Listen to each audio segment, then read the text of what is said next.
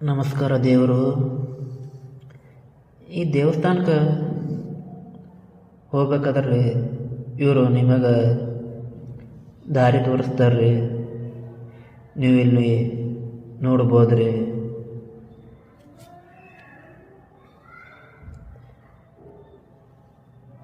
ಈ ದೇವಸ್ಥಾನ ಸುತ್ತಮುತ್ತ ವಾತಾವರಣ ಮತ್ತು ಪರಿಸರ ಚೆನ್ನಾಗಿದೆ. ಆಂಜನೇಯ ಸ್ವಾಮಿ ನಮ್ಮ ಕಲಬುರಗಿ ನಗರ ಒಳಗಿರುವಂಥ ಈ ದೇವಸ್ಥಾನ 2400 ವರ್ಷ ಹಿಂದೆಂದು ಆಗಿರ್ತದೆ. ಆದರೆ ಅಷ್ಟು ಹಳೆಯದಾದರೂ ಕೂಡ ಈ ದೇವಸ್ಥಾನ ಪೂಜೆ ಮಾಡ್ಲಿಕ್ಕೆ ಸ್ಟಾರ್ಟ್ 12 ವರ್ಷ ಆಯ್ತು ರೀ ಅಂತ. ಎದಕ್ಕಪ್ಪ ಈ ರೀತಿ ಹೇಳಿದಾರ್ರಿ, ಕೆಲವೊಂದು ಕಿಡಿಗಡಿಗಳು ಏನು ಮಾಡಿದರು ಅಂತ ಹೇಳಿದಾರ್ರಿ, ಪೂರಾ ಧ್ವಂಸ ಮಾಡಿ ಬಿಟ್ಟರಂತ್ರಿ.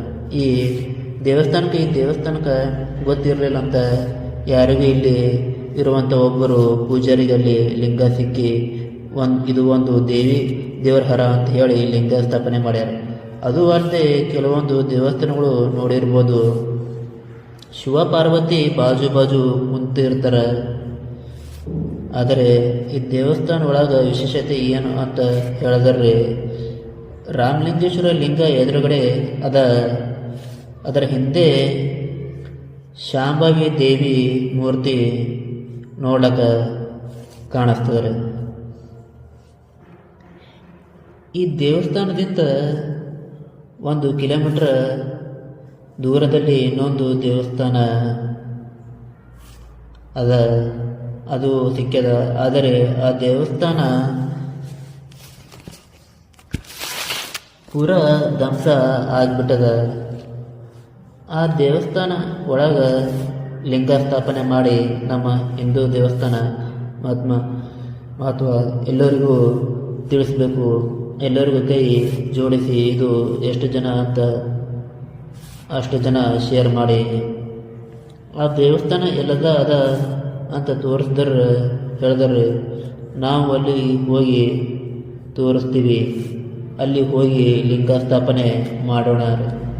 ನಾವು ಹೇಳ್ತೀವಿ, ಅದು ಒಂದು ಕಾರ್ಯ ಎಲ್ಲರೂ ಕಲಿತು ಮಾಡೋಣ ಹೇಳ್ತೀವಿ. ಅಷ್ಟಕ್ಕೂ ಈ ದೇವಸ್ಥಾನ ಎಲ್ಲಿ ಅದ ಅಂತ ಹೇಳಿದ್ರಿ, ಶೆಟ್ಟಿ ಕಾಂಪ್ಲೆಕ್ಸ್ ಅದಲ್ಲ, ಅದರ ಬಾಜುನೇ ಒಂದು ಗಲ್ಲಿ ಒಳಗೆ ಬರ್ತದೆ ರೀ. ಅದರ ಮೇನ್ ರೋಡಿಗೆ ಈ ದೇವಸ್ಥಾನ ಅದ.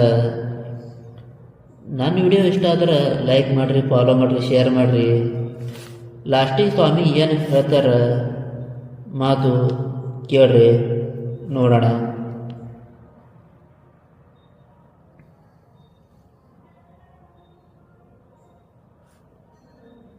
ಪ್ರತಿ ಸೋಮವಾರ ವಿಶೇಷ ಪೂಜೆ ಮತ್ತು ವಿಶೇಷ ಅಲಂಕಾರ ಶ್ರೀ ಸ್ತಂಭರಾಮಲಿಂಗೇಶ್ವರ ದೇವಸ್ಥಾನದ ಮತ್ತು ಹಂಗೆ ಅಂತ ಹೇಳಿದ್ರೆ ನಾನು ನಾಥ ಸಂಪ್ರದಾಯ ಸಂಬಂಧಪಟ್ಟಿದ್ದೊಂದು ಮಾದೇವಗುರಿನೂ ಇಲ್ಲಿ ಆತದ.